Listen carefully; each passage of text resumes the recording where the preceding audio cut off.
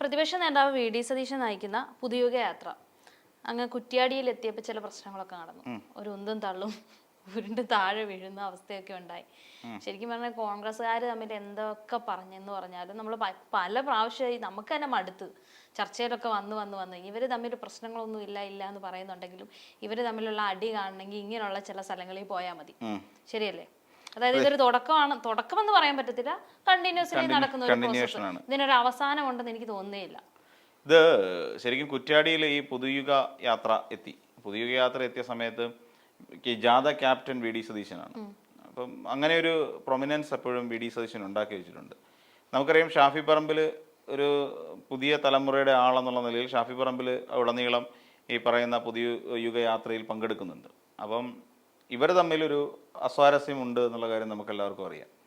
Shafi Parambil K C വേണുഗോപാലിനൊപ്പം നിന്നുകൊണ്ട് V D സതീശനെ തകർക്കാൻ ശ്രമിച്ചതും ഒക്കെ ഉണ്ട്. പക്ഷെ കേരളത്തിൽ ഇപ്പോഴും കോൺഗ്രസ് പാർട്ടി എന്ന് പറയുന്ന ഒരു പാർട്ടിയുടെ അമരത്തിലേക്ക് താൻ ഇപ്പോഴും നിലനിൽക്കുന്നുണ്ട് എന്ന് വി ഡി സതീശൻ മറ്റുള്ളവരെ ബോധിപ്പിച്ചുകൊണ്ടേയിരിക്കുകയാണ് നിരന്തരം. അതിന് രാവിലെയും വൈകുന്നേരവും ഉച്ചയ്ക്കും എല്ലാം വാർത്താ സമ്മേളനം വിളിക്കുന്നു, പറഞ്ഞ കാര്യങ്ങൾ തന്നെ മാധ്യമപ്രവർത്തകരുടെ മുന്നിൽ പറഞ്ഞുകൊണ്ടിരിക്കുന്നു. ഇതൊക്കെ സതീശനിസം എന്ന് പറയുന്ന ഒരു ഇസത്തെ ഊട്ടിയുറപ്പിക്കാൻ വേണ്ടി വി ഡി സതീശൻ നടത്തിക്കൊണ്ടിരിക്കുന്ന ശ്രമങ്ങളാണ്. അതിൽ ഈ പറയുന്നതിനകത്ത് പലതും ഒരു 60% കള്ളങ്ങളുണ്ട് എന്നുള്ളതും ഈ പറയുന്ന കേരളത്തിലുള്ള ഒരുമാതിരിപ്പെട്ടവർക്ക് ഇപ്പോൾ ബോധ്യപ്പെട്ടു തുടങ്ങി. എന്നിരുന്നാൽ തന്നെയും താൻ പറയുന്നതെല്ലാം കുറച്ചധികം കേൾവിക്കാരിലേക്ക് എത്തുന്നുണ്ട് എന്നുള്ള കാര്യം ഒരു കള്ളം തന്നെ പല ആവർത്തി പറഞ്ഞാൽ അതിനകത്ത് സത്യം തെളിഞ്ഞു വരും എന്നാണ് പറയപ്പെടുന്നത്. അപ്പോൾ ആ ഒരു രീതി പ്രയോഗിച്ചുകൊണ്ടിരിക്കുക. തന്നെയല്ല, കോൺഗ്രസിനെ സംബന്ധിച്ചിടത്തോളം കോൺഗ്രസ്സുകാർ ഇപ്പോൾ ഒരു വല്ലാത്ത ആവലാതിയിലാണ് നിൽക്കുന്നത്. എന്തുകൊണ്ടാണെന്ന് ചോദിച്ചാൽ കനകോലുവിനെ 50 കോടി രൂപയ്ക്കാണ് കനകോലുവിനെ ഇവിടേക്ക് തെരഞ്ഞെടുപ്പ് പ്രക്രിയ അല്ലെങ്കിൽ തെരഞ്ഞെടുപ്പ് സ്ട്രാറ്റജിസ്റ്റ് എന്നുള്ള നിലയിലേക്ക് കേരളത്തിലേക്ക് കൊണ്ടുവന്നത്. അതോടൊപ്പം തന്നെ കർണാടകയിൽ നിന്ന് DK ശിവകുമാറിൻ്റെയൊക്കെ ഉറ്റ തോഴനെ കൂടെ ഇവിടേക്ക് ഇറക്കിയിട്ടുണ്ട്. അപ്പോൾ ഇങ്ങനെയുള്ള ആൾക്കാർക്ക് നല്ല പണം ഫണ്ട് ചെയ്തിട്ടാണ് അവർ ഈ പറയുന്ന പോലെ ചിരട്ട ചിരകി കിട്ടുന്ന സാധനമെല്ലാം അവർക്ക് കൊടുക്കുകയാണ്. അത്രയും ഫണ്ട് മുടക്കിയിട്ടാണ് തെരഞ്ഞെടുപ്പ് എങ്ങനെയെങ്കിലും വിജയിപ്പിച്ചേ അടങ്ങൂ എന്നുള്ള നിലയിലേക്ക് അവർ കാര്യങ്ങൾ കൊണ്ടെത്തിക്കുന്നത്. ഇപ്പം LDF സംബന്ധിച്ചിടത്തോളം LDF വികസന മുന്നേറ്റ യാത്ര എന്ന് പറയുന്ന ഒരു യാത്ര LDF നടത്തിക്കൊണ്ടിരിക്കുന്നു. അതോടൊപ്പം തന്നെ അതിന് തൊട്ട് മുൻപായി കേരളത്തിലെ വീടുകളിൽ കയറിക്കൊണ്ട് ഗൃഹസമ്പർക്ക പരിപാടി എന്ന് പറയുന്ന ഒരു പരിപാടി ഇവർ പദ്ധതിയിട്ട് നടപ്പിലാക്കിക്കൊണ്ടിരിക്കുന്നു. അപ്പം ഇതിലൂടെയെല്ലാം സംസ്ഥാന സർക്കാർ എന്തൊക്കെ ജനങ്ങൾക്ക് വേണ്ടി ചെയ്തു കൊടുത്തിട്ടുണ്ട് എന്നുള്ള കാര്യം സാധാരണക്കാരിലേക്ക് എത്തിക്കാൻ വേണ്ട ഗ്രൗണ്ട് വർക്കുകൾ കൃത്യമായി ഇടതുപക്ഷത്തിൻ്റെ ഭാഗത്തുനിന്ന് നടന്നു പോകുന്നുണ്ട്. ഇപ്പോൾ നമ്മൾ നോക്കിക്കഴിഞ്ഞാൽ ഒരു പ്രദേശത്ത് ചെന്ന് കഴിഞ്ഞാൽ അവിടുത്തെ പാർട്ടി പ്രവർത്തകർ പഴയ കാലത്തെ അനുസ്മരിപ്പിക്കുന്ന വിധം, പണ്ടൊക്കെ അങ്ങനെ തന്നെ ആയിരുന്നു, ഇന്നൊക്കെയാണ് റീലുകളിലേക്ക് പോകുന്നത്. പണ്ട് കാലത്ത് അനുസ്മരിപ്പിക്കുക എന്ന് പറഞ്ഞാൽ വികസനങ്ങൾ എത്ര വരെ നടന്നിട്ടുണ്ട്, എന്തൊക്കെ വികസന പ്രവർത്തനങ്ങൾ നടന്നിട്ടുണ്ട് തുടങ്ങിയവ കാണിച്ചു കൊടുക്കുന്നതിന് വേണ്ടി ലഘുലേഖകൾ ഇറക്കുമായിരുന്നു. പണ്ട് ഏറ്റവും അധികം ഇടതുപക്ഷത്തിന് വലിയ പ്രാധാന്യം കിട്ടിക്കൊണ്ടിരുന്ന ഒരു കാലത്ത് ഇതായിരുന്നു കൂടുതലും. എല്ലാവരും എടുത്തുവെച്ച് വായിച്ച് കണ്ടില്ലേ നമ്മുടെ സർക്കാർ ഇത്രയൊക്കെ നമുക്ക് വേണ്ടി ചെയ്തു എന്നുള്ള നിലയിലേക്ക് ജനങ്ങളിലേക്ക്. പിന്നെ തന്നെയുമല്ല, അന്നൊക്കെ മറ്റു ചില വിഷയങ്ങൾ, ഇപ്പോൾ ആണവോർജ്ജത്തെക്കുറിച്ചുള്ള വിഷയങ്ങളൊക്കെ ഞാൻ കഴിഞ്ഞൊരു വീഡിയോ സൂചിപ്പിച്ചില്ലേ, എന്തുകൊണ്ട് UPA സർക്കാരിനുള്ള പിന്തുണ ഇടതുപക്ഷം പിൻവലിച്ചു എന്ന് പറയുന്ന ഒരു ചോദ്യത്തിനുള്ള കൃത്യമായി ജനങ്ങളെ ബോധ്യപ്പെടുത്തുന്ന തരത്തിലുള്ള മറുപടികൾ അന്നത്തെ ബ്രാഞ്ച് കമ്മിറ്റി മുഖേനയും ലോക്കൽ കമ്മിറ്റി മുഖേനയും ഒക്കെ സർക്കാർ അല്ലെങ്കിൽ ഇടതുപക്ഷം ജനങ്ങളിലേക്ക് കൃത്യമായി വിവരങ്ങൾ എത്തിച്ചിരുന്നു എന്നുള്ളതാണ് അന്നത്തെ ഒരു പാർട്ടിയുടെ ഒരു കേഡർ സംവിധാനത്തിൻ്റെ ഒരു മെച്ചം എന്ന് പറഞ്ഞാൽ. അതുപോലെ തന്നെ ഇത്തവണ ഗൃഹസമ്പർക്ക പരിപാടി പണ്ട് ചെയ്ത് തന്നെയാണ്, ഇന്ന് നമ്മൾ അതിനൊരു പേരിട്ട് കൊടുത്തിരിക്കുന്നതെന്ന് മാത്രമല്ല, ഗൃഹസമ്പർക്ക പരിപാടി എന്ന് പറഞ്ഞിട്ട്. അപ്പം അതിനു വേണ്ടിയിട്ട് ജനങ്ങൾ മുന്നോട്ട് ഇറങ്ങിത്തിരിക്കുകയാണ്. ഓരോ പാർട്ടി പ്രവർത്തകനും അവൻ്റെ എല്ലാ തൊഴിലും മാറ്റിവെച്ചുകൊണ്ട് അവൻ അതിനുവേണ്ടി ഉഴിഞ്ഞിറങ്ങുന്നു എന്നുള്ളതാണ്.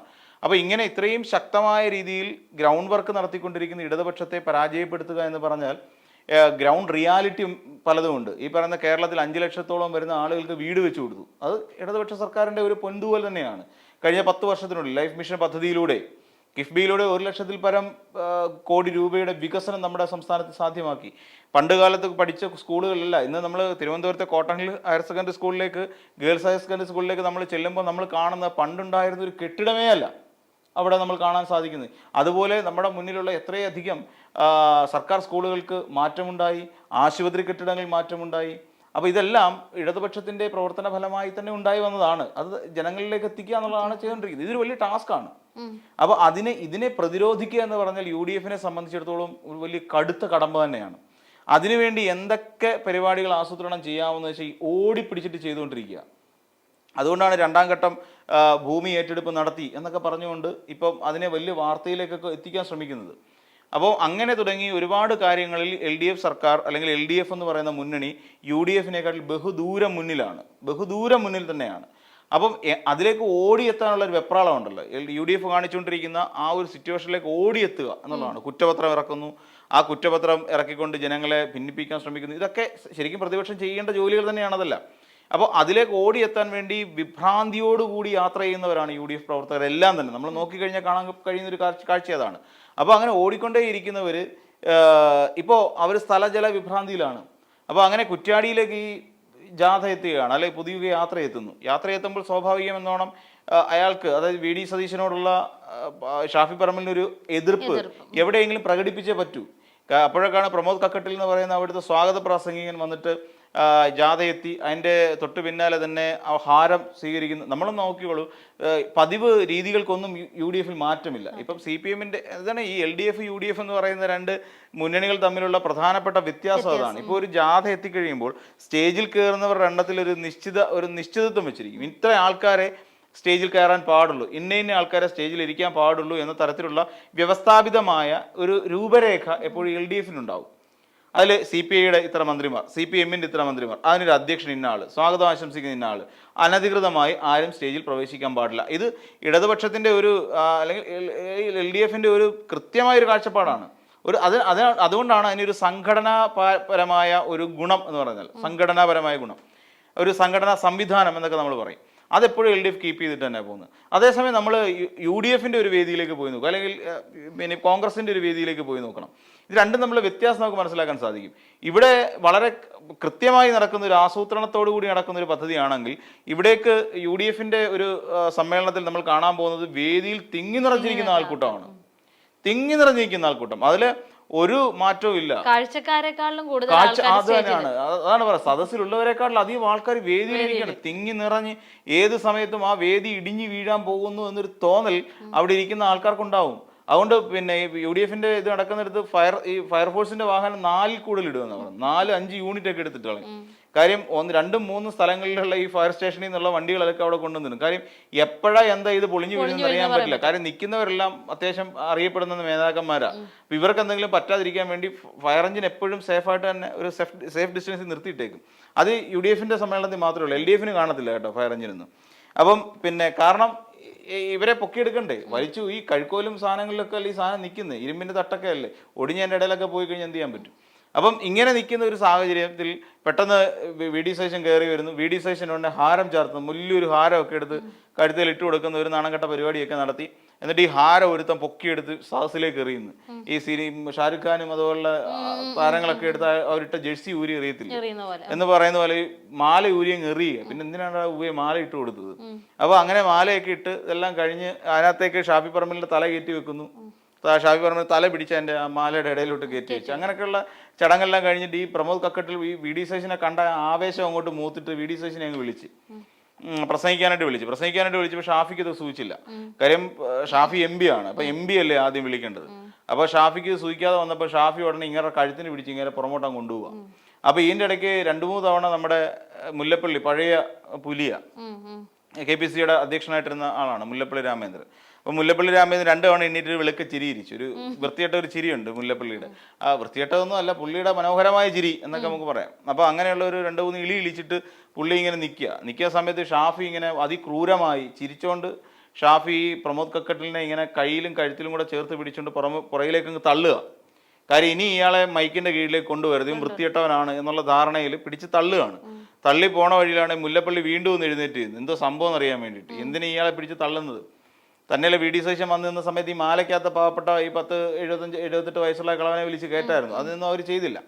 അപ്പം അങ്ങനെ ഈ പോകുന്ന പോക്കിൽ ഷാഫിയുടെ കയ്യോ കാലോ തട്ടിയിട്ട് ഈ പറയുന്ന മുല്ലപ്പള്ളിക്ക് വലിയ ആരോഗ്യമൊന്നും ഇല്ലാത്തൊരു മനുഷ്യനാണ്, വളരെ കുറുകിയ ഒരു മനുഷ്യനാണ്. ഇയാളെ പിടിച്ച് തള്ളി അയാൾ വീഴുകയും ചെയ്തു സ്റ്റേജിനകത്ത്. 2 തവണ അദ്ദേഹം വീണു. അപ്പോൾ അങ്ങനെ പുള്ളിയെ തള്ളിക്കൊണ്ട് പോകുന്നു. അപ്പോഴത്തേക്ക് VD സതീശൻ്റെ പ്രസംഗം അങ്ങോട്ട് തുടങ്ങി. അപ്പോഴും ഇയാളെ തടഞ്ഞു വെച്ചിരിക്കുകയാണ് ഈ ഷാഫി പറമ്പിൽ. അതായത് ഇയാൾ പ്രമോദ് കക്കട്ടിൽ വിചാരിച്ച് ഇങ്ങോട്ട് വന്നു കഴിഞ്ഞാൽ VD സതീശന്റെ കൂടെ നിൽക്കാന്നുണ്ടെങ്കിൽ ഫോട്ടോയ്ക്കകത്തൊക്കെ തന്റെ തലയിൽ വരും, നാളെ പത്രത്തിലൊക്കെ വരും. പിന്നെ ചാനലുകാർ ഒരുപാട് പേര് നിൽക്കുന്നു. അപ്പൊ ചാനലുകാരുടെ ആ ക്യാമറ വെളിച്ചത്തിൽ താനൊക്കെ ഉണ്ടാകുമെന്നൊക്കെ ഉള്ള ഒരു വലിയ പ്രതീക്ഷയിലാണ്. ഇപ്പൊ എല്ലാവരും അറിഞ്ഞു പ്രമോദ് കക്കട്ടിൽ എന്ന് പറയുന്ന ഒരു നേതാവിനെ സത്യത്തിൽ ഇപ്പൊ ഷാഫി ഒരു വൈറലായി. ഷാഫി ഒരു മൈലേജ് ഉണ്ടാക്കി കൊടുത്തു. അങ്ങനെ ഒരു ഗുണം ഷാഫി ചെയ്തു പ്രമോദിന്. അപ്പോൾ പ്രമോദ് കക്കട്ടിലെ വലിച്ചുകൊണ്ടങ്ങ് പോവാണ്. വലിച്ചുകൊണ്ട് പോയി ഏറ്റവും വീണ്ടും ഇയാളുടെ പ്രസംഗം കഴിഞ്ഞ് പ്രമോദ് കക്കട്ടിൽ വീണ്ടും കയറി വന്ന് ഷാഫിയെ ക്ഷണിച്ചു. അപ്പോൾ സമ്മതിക്കുന്നില്ല, ഷാഫി ഇയാളെ വിടുന്നില്ല. ഇച്ചിരിയുടെ നേരം കൂടെ അവിടെ പിടിച്ചു ചെയ്തിരുന്നെങ്കിൽ ഒരുപക്ഷെ ഷാഫി ഇയാളെ ഞെക്കിക്കൊന്നേനെ. അപ്പോൾ ഇയാൾ നേരെ വന്ന് വീണ്ടും ഷാഫിയുടെ പേര് വിളിച്ചു. അപ്പോൾ ഷാഫിക്ക് പ്രസംഗിക്കണമെന്നുണ്ട്. കാര്യം ഈ പൊതുവേദിയിൽ നിന്നുകൊണ്ട് മാധ്യമങ്ങളടക്കം നിൽക്കുമ്പോൾ പ്രസംഗിച്ചില്ലെങ്കിൽ നാണക്കേടാവും. പണ്ട് പിന്നെ പുതുപ്പള്ളി ഉപതെരഞ്ഞെടുപ്പുമായി ബന്ധപ്പെട്ടുകൊണ്ട് ഉപതെരഞ്ഞെടുപ്പിന്റെ വിജയത്തിന് ശേഷം കെ സുധാകരനും വി ഡി സതീശനോട് ഒരു തവണ മൈക്കിന് വേണ്ടി കടിപിടി കൂടി ഓർമ്മയില്ലേ? അപ്പം അത് പറഞ്ഞ് ക്രെഡിറ്റ് എടുക്കുന്നതുമായുള്ള ബന്ധപ്പെട്ടുള്ള കാര്യമാണെന്ന് പറഞ്ഞെങ്കിൽ തന്നെയും അപ്പോഴും നമുക്ക് ചോദിക്കാനുള്ള ഒറ്റ ചോദ്യമുള്ളൂ, പിന്നെ അങ്ങനെ ഒരു പ്രശ്നം ഉണ്ടായിരുന്നെങ്കിൽ വി ഡി സതീശൻ എന്തിനാണ് മൈക്ക് നീക്കി വെച്ചതിന് ശേഷം പ്രവർത്തകർ കൊടുത്ത ഷാള് സ്വീകരിക്കാതിരുന്നത്? ദേഷ്യമൊന്നും ഇല്ലായിരുന്നു, സന്തോഷത്തോടു കൂടിയാണ് മൈക്ക് കെ സുധാകരന് കൊടുത്തതെങ്കിൽ തീർച്ചയായിട്ടും പ്രവർത്തകർ കൊടുത്ത ഷാള് സ്വീകരിക്കണം. അത് സ്വീകരിച്ചില്ല എന്നുള്ളതാണ്. അപ്പോൾ ഷാഫി അതേപോലെ തന്നെ കയറി വന്നിരുന്നുകൊണ്ട് അപ്പോൾ അത് ഓർമ്മ വന്നതാണ് ഷാഫിക്ക്. അപ്പോൾ ഷാഫി കയറി വന്നിട്ട് പറഞ്ഞ് പിന്നെ എനിക്ക് ഒറ്റ കാര്യമേ പറയാനുള്ളൂ, 100 എന്ന് പറയുന്ന സീറ്റ് എണ്ണുമ്പോൾ ആ കൂട്ടത്തിൽ അതിലൊന്നായി കുറ്റ്യാടി ഉണ്ടായിരിക്കും എന്നാണ് പറഞ്ഞത്. അതായത് കുറ്റ്യാടിയിൽ വിജയിച്ചിരിക്കും എന്നുള്ള നിലയിലാണ്, കുറ്റ്യാടിയിൽ UDF തന്നെ ആയിരിക്കും വിജയിക്കുക എന്നുള്ള നിലയിലേക്ക് ഒരു പ്രഭാഷണം നടത്തി എല്ലാവർക്കും അഭിവാദ്യം പറഞ്ഞ് അദ്ദേഹം അങ്ങ് മാറുകയും ചെയ്തു. ഇതാണ് ശരിക്കും വേദിയിലുണ്ടായൊരു കാര്യം. അതിൽ പ്രധാനമായും നോക്കേണ്ടത് സതീശനോടുള്ള എതിർപ്പുണ്ട്. ഷാഫി പറമ്പിലിന് ശക്തമായ എതിർപ്പ് ഈ പറയുന്ന വി ഡി സതീശനോടുണ്ട്. കാര്യം അദ്ദേഹത്തിന്റെ ഉള്ളിൽ തിളച്ചു മറിയുന്ന ചില വികാരങ്ങളുണ്ട്. ആ വികാരം അത് സ്റ്റേജിൽ കാണും. കാര്യം തനിക്കാണ് ഒരു മുൻഗണന ഉണ്ടാവേണ്ടത്. കാരണം ഷാഫി പറമ്പിൽ എന്ന് പറയുന്ന ഒരു വ്യക്തി ഉള്ളത് കൊണ്ടാണ് ശരിക്കും നമ്മുടെ ഈ പറയുന്ന ആൾക്കാരെല്ലാം ജമാഅത്ത് ഇസ്ലാമി ആണെങ്കിലും പിന്നെ SDP ആണെങ്കിലും UDF പിന്തുണ പ്രഖ്യാപിച്ചുകൊണ്ട് വരുന്നത്. അതുകൊണ്ട് അവരില്ല എന്നുണ്ടെങ്കിൽ നിങ്ങളില്ല, UDF എന്ന് പറയുന്ന മുന്നണി തന്നെ ഇല്ല. ഇപ്പൊ തന്നെ MK മുനീർ തന്നെ പറഞ്ഞിട്ട് ജമാഅത്ത് ഇസ്ലാമിയെ തള്ളിക്കളഞ്ഞിട്ടുണ്ട്. ജമാഅത്ത് ഇസ്ലാമിയുടെ എല്ലാ ആശയങ്ങളോടും നമുക്ക് പൊരുത്തപ്പെടാൻ കഴിയില്ല എന്ന് KM മുനീർ തന്നെ വ്യക്തമാക്കിയിട്ടുണ്ട്. മുനീർ സാഹിബൊക്കെ കുറേയൊക്കെ മാറി, പണ്ടുണ്ടായിരുന്ന മുനീർ സാഹിബ് ഒന്നും അല്ല ഇപ്പോൾ. മുനീർ സാഹിബൊക്കെ ഇപ്പോഴും ശരിക്കും ആ മതരാഷ്ട്രീയത്തിൽ നിന്ന് പുറത്തേക്ക് ഇറങ്ങി നിൽക്കുന്ന ഒരാളാണ് ഈ മുനീർ സാഹിബൊക്കെ. അങ്ങനെ ആ ഒരു അഹന്ത എപ്പോഴും ഉണ്ട്. തന്നെയല്ല തൻ്റെ ഉറ്റ തോഴനും വേറെ ചില ചാനലുകാർ ആക്ഷേപിക്കുന്ന പോലെ അത്ര ലെവലിലേക്കൊന്നും പോകുന്നില്ല. അങ്ങനെ ഉള്ള ചില ബന്ധങ്ങളൊക്കെ ഉള്ള രാഹുൽ മാങ്കൂട്ടത്തിലിനെ ഒരു കറിവേപ്പിലയെ എടുത്ത് ദൂരെ കളയുന്ന ലാഘവത്തോടു കൂടി എടുത്ത് കളഞ്ഞതിൻ്റെ വൈരാഗ്യമൊക്കെ ഷാഫി പറമ്പിലിന് വി ഡി സതീശനോടുണ്ട്. ഇത് അതുകൊണ്ടാണ് ഇതിനു മുമ്പ് ഞാൻ പലപ്പോഴും പറഞ്ഞിട്ടുള്ളൊരു കാര്യം, സതീശൻ ഇനി പരവൂർ നിന്നാൽ അവിടുത്തെ ന്യൂനപക്ഷ വോട്ടുകൾ അവിടെ നിന്ന് സതീശനിൽ നിന്ന് അകറ്റുന്നതിന് വേണ്ട എല്ലാ കളികളും കളിക്കാൻ ഈ ഷാഫി പറമ്പിലിന് അറിയാം. ഒപ്പത്തിൽ നിന്നുകൊണ്ട് ഇത്രയും വലിയ ഒറ്റ നടത്തിയ ഒരാളാണ് ഷാഫി പറമ്പിൽ. അപ്പൊ ഷാഫി പറമ്പിൽ ഒട്ടും മനസ്താപമില്ല ഇക്കാര്യത്തിൽ. അതുകൊണ്ടാണല്ലോ അല്ലാന്നുണ്ടെങ്കിൽ പബ്ലിക്കായിട്ട് ഒരു വി ഡി സതീശൻ എന്ന് പറയുന്ന ജാഥ ക്യാപ്റ്റനെ ക്ഷണിച്ച പ്രമോദ് കട്കട്ടിലിനെ ഇത്ര ക്രൂരമായി പിടിച്ചു വലിച്ച് അവിടെ നിന്ന് മാറ്റി നിർത്തുക, MP എന്ന് പറയുന്ന ഒരു ധാർഷ്ട്യത്തോടു കൂടി പെരുമാറുക എന്നൊക്കെ പറഞ്ഞ് ഷാഫിക്കൊട്ടും ചേരുന്ന ഒരു കാര്യമൊന്നുമല്ല. ഷാഫി പറമ്പിൽ അത്രത്തോളം തരം താണ് പോയോ എന്ന് നമ്മൾ ചിന്തിക്കേണ്ട ഒരു സ്ഥിതിവിശേഷം കൂടി ഇക്കാര്യത്തിലുണ്ട്. അപ്പോൾ അങ്ങനെ ജാഥ ക്യാപ്റ്റൻസി അത് സംബന്ധിച്ച് അടി നടക്കുന്നു. ഇനിയും ഇതിനേക്കാൾ വലിയ അടി വെയിറ്റിംഗ് ആണ്. എന്ന് വെച്ചാൽ ഇതൊക്കെ എന്ന് പറഞ്ഞാൽ നമ്മൾ കണ്ട ടീസറുകളാണ്. ഇതെല്ലാം എന്താ പറയുക, പിക്ചർ അബി ബാക്കി എന്ന് പറയുന്ന പോലെ വീണ്ടും കിടക്കുകയാണ്. ഇത് തുടക്കം മാത്രമാണ്. തുടക്കം എന്ന് വെച്ച് കഴിഞ്ഞാൽ ഈ സീസണിലെ തുടക്കം. ഈ സീസണിൽ ഇനിയിപ്പം സീസൺ അങ്ങോട്ട് കഴിയട്ടെ, തെരഞ്ഞെടുപ്പൊക്കെ അങ്ങോട്ട് കഴിഞ്ഞിട്ട് ഒരു ഭൂരിപക്ഷത്തിലേക്കൊക്കെ UDF എത്തിക്കഴിയുമ്പോൾ കേരളത്തിൽ ഉണ്ടാകാൻ പോകുന്ന ഒരു ബോംബ് ബ്ലാസ്റ്റ് ഉണ്ട്. നമ്മൾ ചിന്തിക്കുന്നതിനൊക്കെ അപ്പുറത്തായിരിക്കും ആ ബോംബ് ബ്ലാസ്റ്റ് നടക്കാൻ പോകുന്നത്. അടി എന്ന് പറഞ്ഞാൽ ഇതൊന്നും അല്ല അടിയൊക്കെ അന്ന് കാണണം. അതായത് മന്ത്രിസഭാ രൂപീകരണ സമയത്തായിരിക്കും നമ്മൾ അടിയുക. കാര്യം എല്ലാവരും പ്രതീക്ഷിച്ചിരിക്കുന്നത് എന്താണെന്നറിയോ, ഒരു ചോട്ടാ നേതാവ് പോലും പ്രതീക്ഷിച്ചിരിക്കുന്നത് ഇത്തവണ UDF അധികാരത്തിൽ കയറിയ മന്ത്രിസ്ഥാനത്തിന് വേണ്ടി മിനിമം നമ്മൾ പിടിച്ചിരിക്കണം എന്ന് പറയുന്ന ഒരു രീതിയിലേക്ക് വരുമ്പോഴായിരിക്കും ഇവിടെ നല്ലൊരു തല്ല് നടക്കാൻ പോകുന്നത്. ഈ തല്ലിന് നമ്മൾ സത്യം പറഞ്ഞാൽ നമ്മളൊക്കെ വെയിറ്റിംഗ് ആണ്, കട്ട വെയിറ്റിംഗ് എന്തായാലും ഉണ്ടാവും.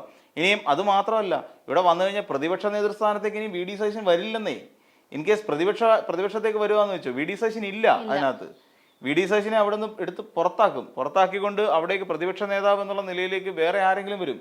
ഈ ഷാഫി ജയിക്കുകയാണെങ്കിൽ ഷാഫി ആയിരിക്കും മിക്കവാറും പ്രതിപക്ഷ നേതാവായിട്ട് വരാൻ പോകുന്നത്. അല്ലാന്നുണ്ടെങ്കിൽ KC വേണുഗോപാലായിരിക്കും വരാൻ പോകുന്നത്. ആ സമയത്ത് അവിടെയും വി ഡി സതീശൻ എന്ന് പറയുന്ന ഒരാൾ പേരിനെ പരിഗണിക്കുകയില്ല. രമേശ് ചെന്നിത്തല എന്ന് പറയുന്ന ഒരു പേര് പരിഗണിക്കപ്പെടാനേ പോകുന്നില്ല. അപ്പോൾ പ്രതിപക്ഷം ഒരാളല്ലേ പറ്റുള്ളൂ. ഉപനേതാവായിട്ട് വേണമെന്നുണ്ടെങ്കിൽ വീണ്ടും നമ്മുടെ കുഞ്ഞാലിക്കുട്ടി സാഹിബ് തന്നെ പ്രതിപക്ഷ ഉപനേതാവ് എന്നുള്ള നിലയിലേക്ക് ഉയർത്തപ്പെടും. ബാക്കി എല്ലാവരും അതേ പൊസിഷനിൽ തന്നെ നിൽക്കേണ്ടി വരും.